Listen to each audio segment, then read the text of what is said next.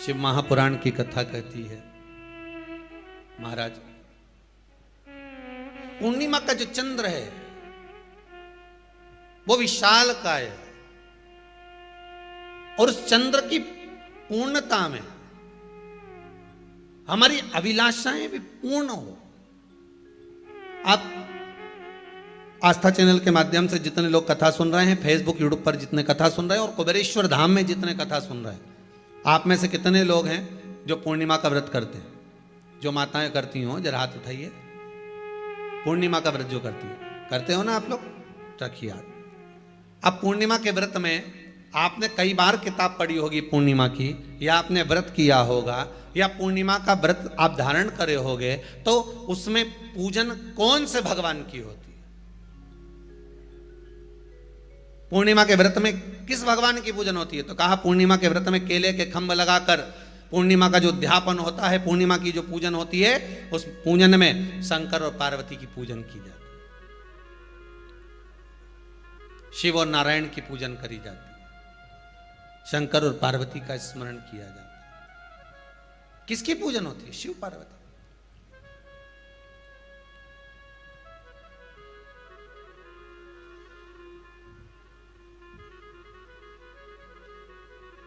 क्यों शंकर और पार्वती का पूजन क्यों करा जाता है पूर्णिमा के व्रत में?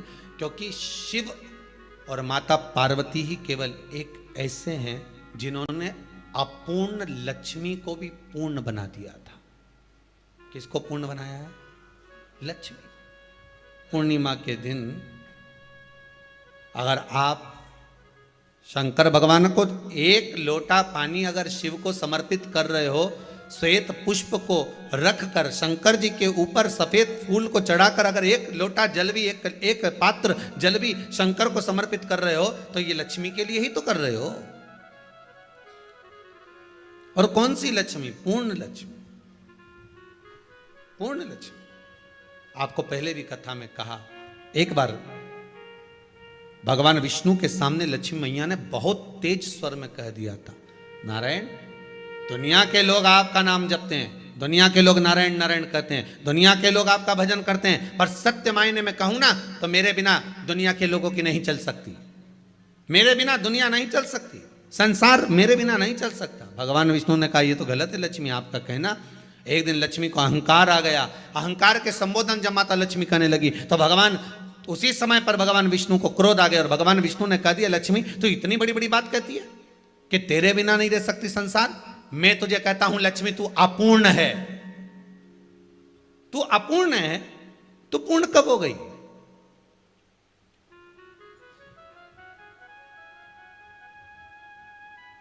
तेरी पूर्णता कहां हो गई? लक्ष्मी की आंख से आंसू बहने लगे। आज आपने मुझे अपूर्ण कहा है। आपको मालूम है आप मुझे अपूर्ण कह रहे हो? आपको ये ज्ञात हो रहा है आप मुझे अपूर्ण कह रहे हो? भगवान कहते हैं हाँ लक्ष्मी, मैंने तुझे अपूर्ण कहा है। अपूर्णता का मतलब आप जानते हो ना? भगवान कहते हैं लक्ष्मी मैं सब जानता हूं। लक्ष्मी रोती हुई माता सरस्वती के पास पहुंच गई। सरस्वती ने पूछा क्या बात है लक्ष्मी, क्यों रो रही हो? लक्ष्मी जी ने कहा क्या बताऊं सखी, मेरे पति ने आज मुझे अपूर्ण कह दिया है। तो क्यों रो रही है तू? अपूर्ण अगर कह दिया, पति ने ही तो कहा है ना, तो क्यों रोना? चल मेरे साथ में। और सरस्वती मैया माता लक्ष्मी को लेकर सीधे पहुंच गई माता पार्वती के यहां। माता पार्वती के यहां जब पहुंची है, माता पार्वती ने लक्ष्मी जी को देखा और सरस्वती को देखा तो पूछा कि बात क्या है, क्या हो गया ऐसा, क्या हुआ, क्या है ऐसा जो तुम दोनों आज मेरे पास में आई? क्या हुआ? पार्वती जी कुछ बोलती, शिव जी का ध्यान माता सरस्वती की ओर और लक्ष्मी की ओर गया और भगवान शंकर जान गए कि आज भगवान नारायण ने लक्ष्मी जी को अपूर्ण कहा है। अब देखें माता पार्वती क्या कर सकती है, इसको पूर्ण बनाने के लिए करेगी क्या? क्या हुआ? माता सरस्वती जी बोली लक्ष्मी को अपूर्ण कह दिया। अपूर्ण कह दिया? हाँ, तो क्या सोचना उसके लिए? इसको मैं अभी पूर्ण बना देती हूं। माता जगतजननी पार्वती ने गोदी में विराजमान गणेश जी को उठाया और उठाकर लक्ष्मी जी की गोद में दे दिया। ले लक्ष्मी, आज से तू पूर्ण हो गई। लक्ष्मी, आज से तू पूर्ण है। गोदी में जब तक संतान नहीं है तो नारी को लोग अपूर्ण समझते हैं, पर माता पार्वती जी ने संपूर्ण ब्रह्मांड में एक सिद्धता प्रदान कर दी कि अपने गोदी के लाल को, अपने गोदी के पुत्र को माता ने लक्ष्मी की गोद में देकर लक्ष्मी को पूर्ण बना दिया। वो दिन कौन सा था? पूर्णिमा का दिन था। पूर्णिमा के कितने व्रत होते हैं? बोलते जाओ, जरा जल्दी जल्दी बोलो। पूर्णिमा के नारियों को, स्त्रियों को अखंड सौभाग्य के लिए, जो नारी वैधव्य नहीं होना चाहती है, उस नारी को पूर्णिमा के कितने व्रत करना चाहिए? जिस नारी के यहाँ संतान नहीं हो, औलाद नहीं हो, उसको पूर्णिमा के कितने व्रत करना चाहिए? जिस नारी का पुत्र, पति बहुत बीमारी से ग्रसित हो, लग रहा हो कि ये मेरा बेटा बहुत बड़ी बीमारी में घिरा हुआ है, तो नारी को कितने व्रत करना चाहिए? स्वयं भगवान कृष्ण ने माता यशोदा को द्वापर में भी बताया है कि पूर्णिमा के 32 व्रत होते हैं। कितने व्रत होते हैं? 32।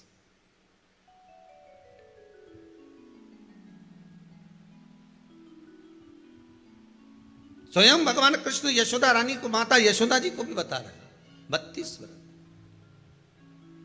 अब आपको किसी ने बता दिया होगा कि 8 कर लो, 7 कर लो, 6 कर लो, 12 कर लो, इसलिए आपने बोला कि 12 कर लीजिए, 32 कर लीजिए। अरे यहां तो द्वापर की कथा भी कहती है। यशोदा जी ने एक बार भगवान कृष्ण को रोक कर कह दिया, ए कन्हैया रुको। कन्हैया बोले, बोलो माँ, क्या बात है?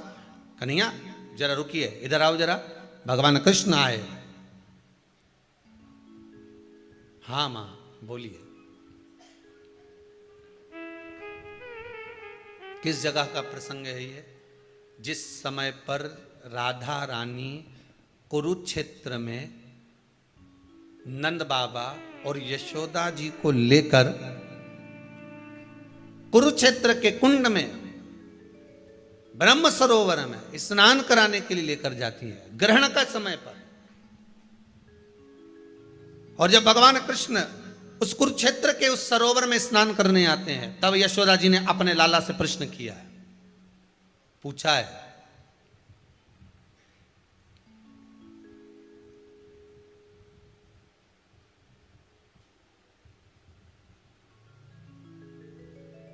कि नारी वैधव्य होकर ना मरे।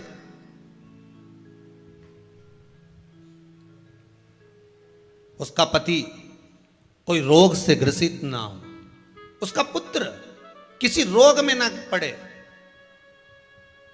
अरे भाई कितना सुंदर संवाद लिखा है। अगर किसी माता का पुत्र मान लो किसी नशे में डूबा हुआ है, कोई नशा कर रहा है और गलत नशा है, आपको लग रहा है कि ये नशे में डूबा हुआ है, आपको लग रहा है कि ये गलत जगह पर डूब गया है, आपको लग रहा है कि मदिरापान में, मांसाहार में या अधिक गांजा आदि का जो भी नशे होते हैं, जितने भी नशे, उसमें डूब चुका है। और माँ उसको समझा रही है, तू नशे में मत डूब, तू इस काम को मत कर, तू ये गलत कर्म मत कर।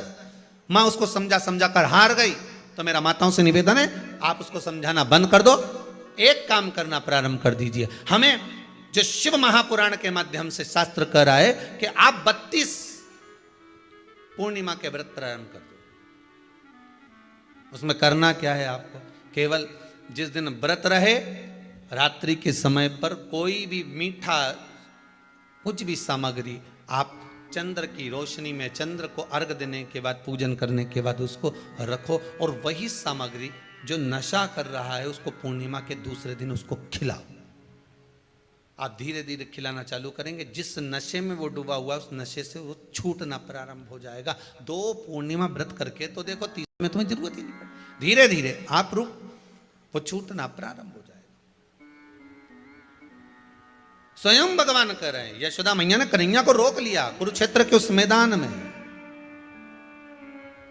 और भगवान कृष्ण का दर्शन माता यशोदा जी करी। बहुत बहुत दिनों के बाद माँ को आज माता यशोदा को लाला का दर्शन हुआ, बहुत समय के बाद, जाने के बाद, बहुत समय। जब देवता 33 कोटि देवता उस चंद्र के इंतजार में रहते हैं कि ये चंद्र प्रबल होगा, तब जाकर ये चंद्र यहाँ पहुंचेगा, तब जाकर हम मंथन करेंगे, तब जाकर वो अमृत मिलेगा, और उस अमृत को देवता धारण करेंगे तो वो आनंद पा जाएंगे।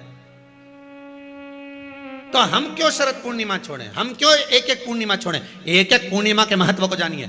कोई पूर्णिमा साधारण नहीं है, कोई प्रदोष साधारण नहीं है, कोई शिवरात्रि साधारण नहीं है। 12 महीने शिवरात्रि पड़ती है, 12 महीने में प्रदोष पड़ते हैं, पर 12 महीने पड़ते हैं, हम उसका महत्व ही नहीं जान पाते।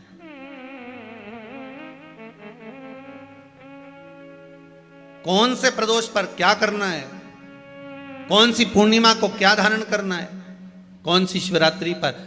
कई लोगों को तो यहां तक नहीं मालूम था कि भाई श्रावण के महीने में भी शिवरात्रि आती है। वो तो बस लोगों के कि शिवरात्रि का पूजन हुआ, तो उसका स्मरण क्यों छोड़े हम?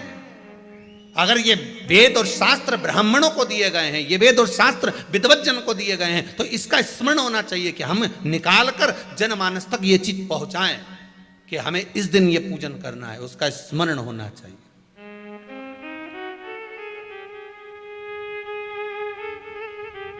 और वो सुख देने वाला। भगवान कृष्ण से यशोदा जी ने पूछा तो भगवान कृष्ण ने कहा, मां, पूर्णिमा का व्रत अगर नारी 32 पूर्णिमा धारण कर लेती है तो वो नारी वेदव्य होकर नहीं जाती। पर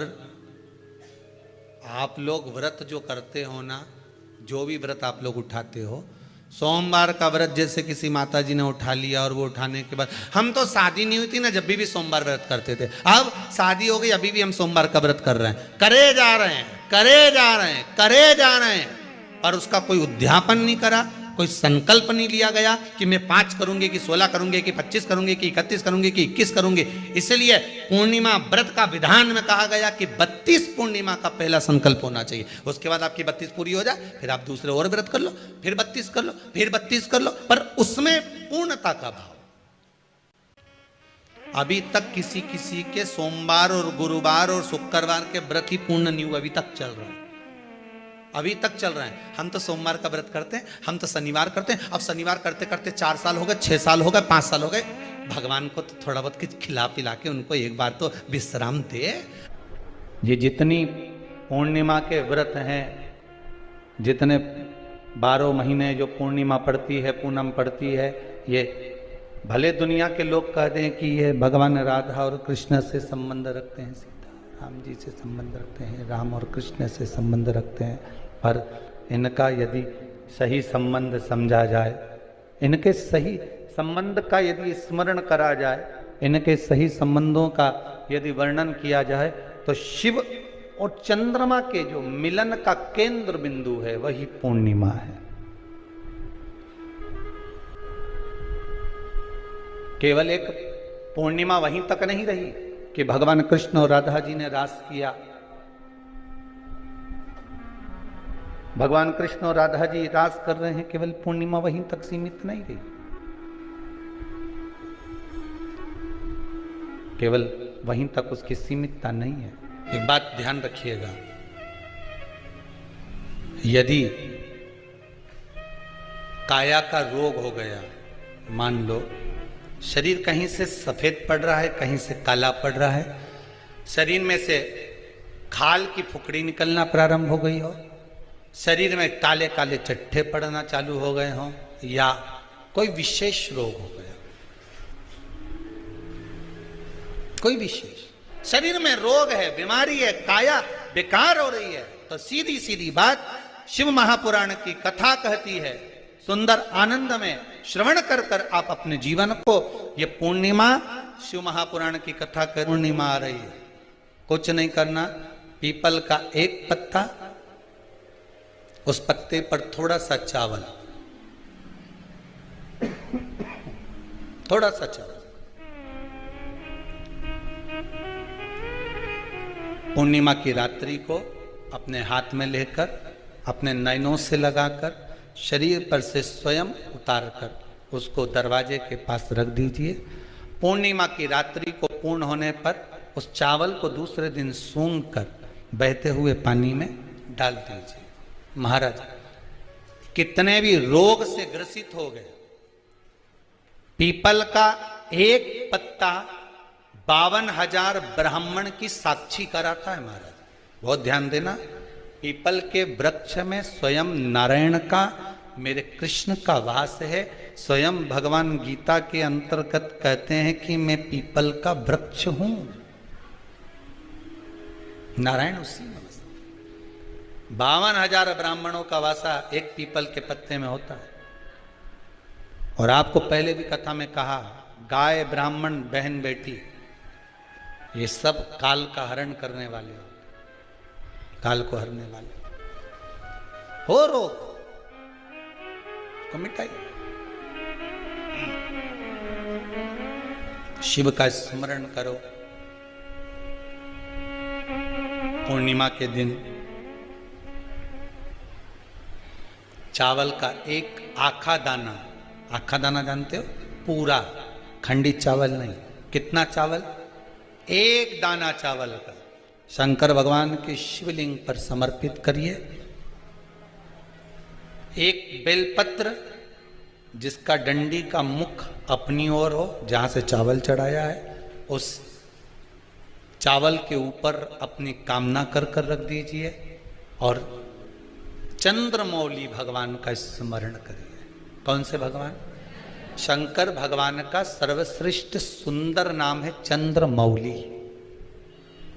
चंद्रमौली भगवान का स्मरण करिए, अपनी कामना कर कर, बेलपत्र समर्पित कर कर, शिव जी पर एक लोटा पानी, एक जल पात्र समर्पित करो, कलश से जल चढ़ा दीजिए, नैनों में वो जल लगाकर अपनी कामना कर कर वापिस घर को आइए। अगली निमा आएगी, जो कामना करी है मेरा चंद्रमौली भोलेनाथ उसे पूर्ण कर ही देगा। शिव उपासना के लिए जितनी 12 महीने में पूर्णिमा पड़ती है, एक एक पूर्णिमा का व्याख्यान वर्णन करेंगे। आज तो कथा का महत्तम दिवस है, पहला दिवस है, तो हम उसको महत्व समझें कि पूर्णिमा का महत्व क्या है, हम उसका महत्व समझें कि शंकर और चंद्र का रिश्ता क्या है, संबंध क्या है।